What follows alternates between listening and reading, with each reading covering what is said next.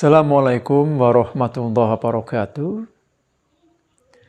Sahabat-sahabat semuanya, dalam video sebelum ini kita telah memperbincangkan tentang khilafah. Ya. Dalam pengertian sebagai pemerintahan ya. Sebagai pemerintahan yang dijiwai oleh nilai-nilai ajaran agama Islam yang menjadi jaminan bagi terwujudnya sebuah masyarakat yang teratur, masyarakat yang terlindungi, terjamin hak-haknya untuk bisa hidup dengan aman, damai, sejahtera, secara lahir maupun batinnya.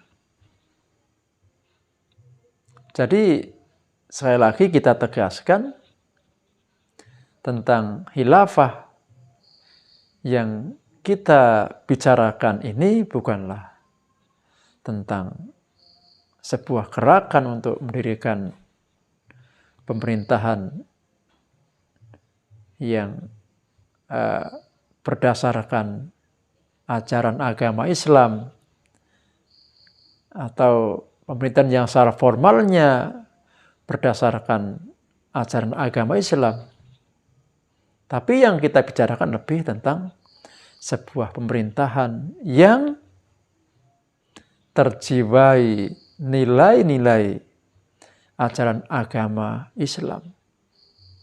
Dalam prakteknya, dalam pelaksanaannya, terjiwai oleh ruh Islam, ruh ajaran agama Islam. Itulah sahabat-sahabatku semuanya. Lalu bagaimana dengan di negara kita yang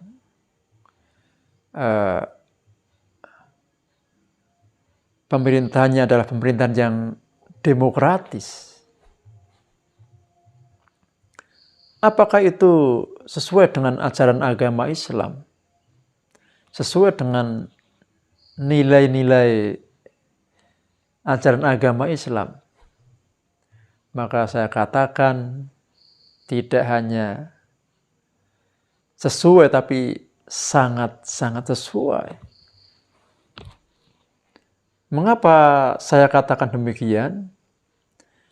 Karena kita semua tahu bahwa salah satu prinsip yang dikedepankan dalam sistem demokrasi adalah musyawarah. Salah satu yang menjadi landasan dalam kehidupan berdemokrasi adalah sistem musyawarah dalam menentukan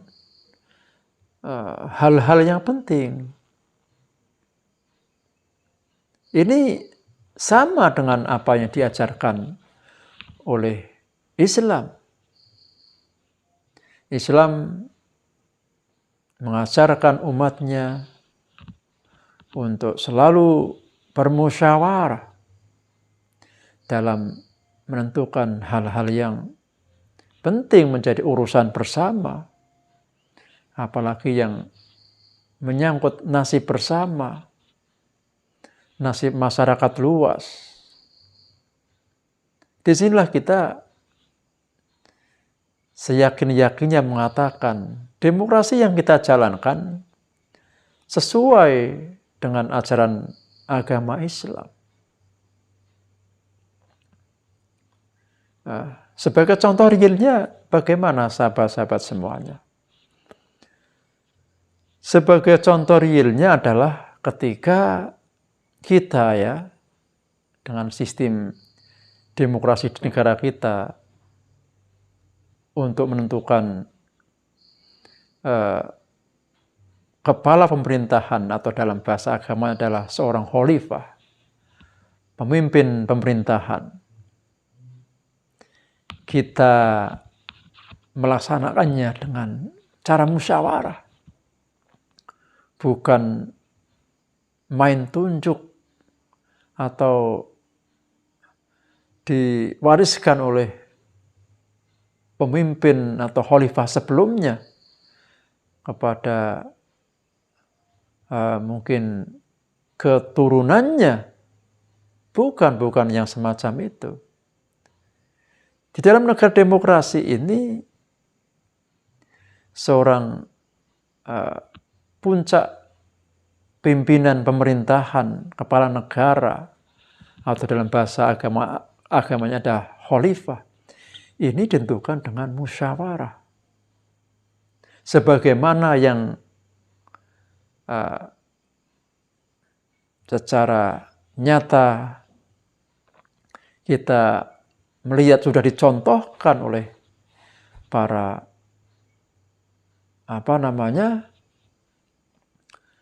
sahabat-sahabat Nabi. Ya.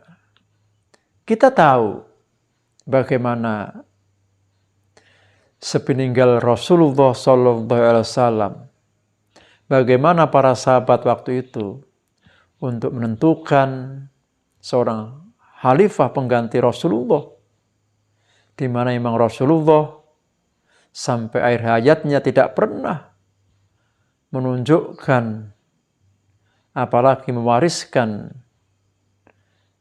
jabatannya sebagai seorang khalifah, sebagai kepala negara, kepala pemerintahan kepada mungkin keluarganya, tidak. Dan itu disikapi oleh para sahabat-sahabat beliau dengan memusyawarahkannya, ya, dengan menampung pandangan pendapat dari pihak-pihak yang terlibat dalam musyawarah itu, sehingga menghasilkan sebuah keputusan di mana setelah sepeninggal Rasulullah yang ditetapkan menjadi khalifah umat Islam adalah Abu Bakar As-Siddiq. Dan sekali lagi itu adalah dengan mekanisme musyawarah. Dan ini terus berlangsung setidaknya sampai khalifah keempat, yaitu Sayyidina Ali bin Abi Thalib. Semuanya ditetapkan dalam sistem musyawarah untuk menjadi seorang khalifah. Maka inilah sebenarnya yang menjadi ajaran agama Islam, menentukan seorang pemimpin, puncak pimpinan, puncak pimpinan pemerintahan, kepala negara, menjadi seorang khalifah adalah dengan cara musyawarah, bukan dengan cara yang lain. Nah, tetapi mungkin ada yang bertanya, bukankah di negara demokrasi seperti yang berjalan di negara kita ini, kepala negara ditentukan dengan pemungutan suara, dengan voting. Apakah itu bisa dikatakan sebagai bentuk musyawarah? Nah, untuk menjawab hal ini, marilah kita kembalikan tentang pengertian musyawarah itu sendiri, atau hakikat dari musyawarah itu sendiri. Di mana hakikat dari musyawarah itu adalah menampung, ya, mendengarkan, menampung pandangan-pandangan, pendapat-pendapat, pertimbangan-pertimbangan dari berbagai pihak, Ya, sehingga dipadukan untuk mencapai sebuah kesepakatan bersama. Nah, dalam mekanisme voting ini kan pada prinsipnya sama. Kenapa saya katakan sama? Nah, ketika seorang menyampaikan aspirasinya, menentukan pilihannya terhadap orang yang akan menjadi seorang pemimpin, ini kan pasti masing-masing mempunyai pertimbangan, mempunyai alasan, mempunyai pandangan-pandangan yang melatar belakanginya. Nah, dengan voting berarti kita sedang sama, mengakomodasi secara tidak langsung sedang mengakomodasi, menampung dari berbagai masukan-masukan, pandangan-pandangan, pertimbangan-pertimbangan yang lebih luas. Nah, inilah dalam pemikiran semacam ini saya berani mengatakan bahwa voting pada prinsipnya juga bagian dari satu teknis musyawarah. Nah, maka dari itu kita tidak perlu ragu. Ya, kita dengan menjalankan demokrasi, ya kita seyakin-yakinnya percaya bahwa kita juga telah menjalankan prinsip-prinsip yang diajarkan oleh ajaran agama Islam. Jadi begitulah sahabat-sahabat semuanya. Jadi kalau di antara kita barangkali masih ada yang berbeda tentang khilafah, ya, khilafah dalam arti masih punya angan-angan, cita-cita dan keinginan-keinginan untuk seperti mendirikan sebuah kekhalifahan Islam. Sudahlah, saya kira itu sesuatu yang gimana ya? Kalau menurut istilah Gus Dur hanyalah sebuah mimpi ya, mimpi. Ya, marilah kita bersikap realistis saja. Karena memang dunia sudah semakin mengglobal. Nampaknya tidak ada ya negara di zaman modern ini yang benar-benar berjalan atas sebuah ideologi tertentu. Maka saya kira sama dengan masalah khilafah Islamiyah ini ya, yang sering dicita-citakan ini.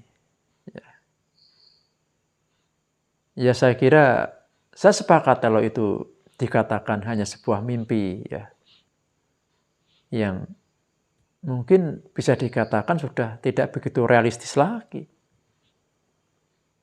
Oleh karena itu, marilah kita ubah cara pikir kita, cara pandang kita. Ya, kita tidak harus berpikir tentang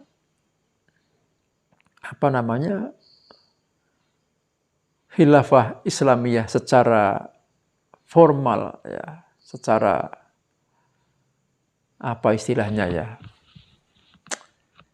Ya begitulah saya kira kita semua bisa memahami. Ya. Artinya ketika misalkan kita melihat sistem yang dijalankan di negara kita ini adalah sistem demokrasi, ya, yang tadi kita sudah meyakini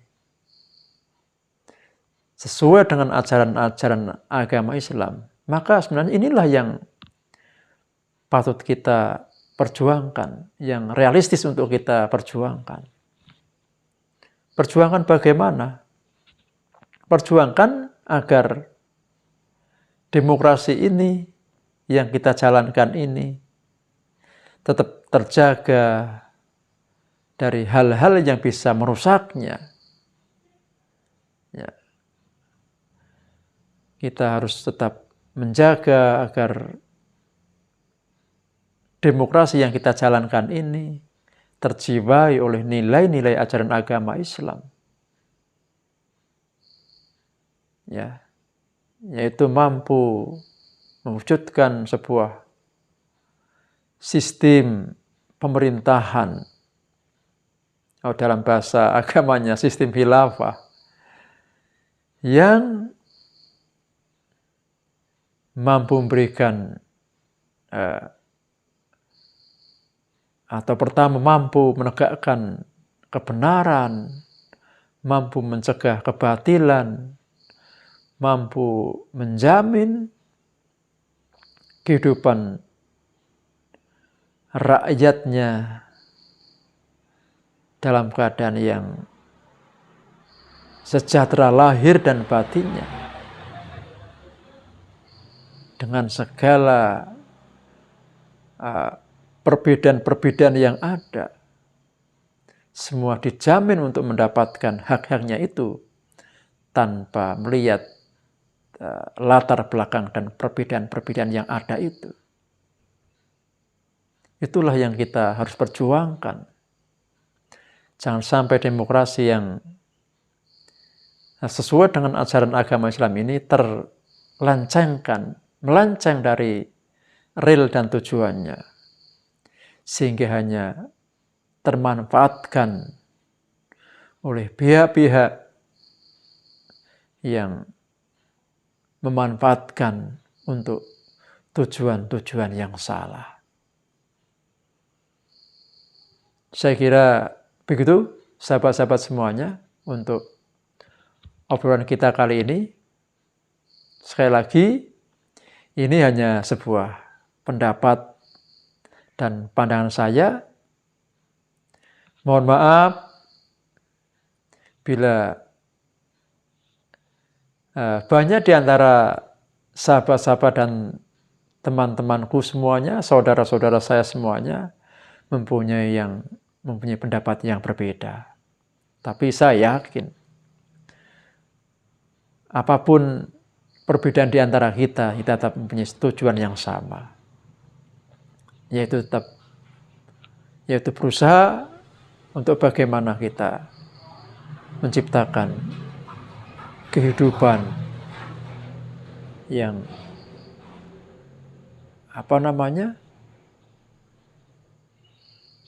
baik bagi semuanya, ya.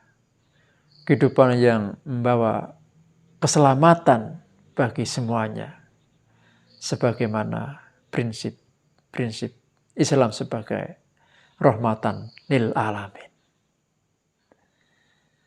Demikian dari saya. Bila ada hal-hal yang salah, mohon untuk dimaafkan.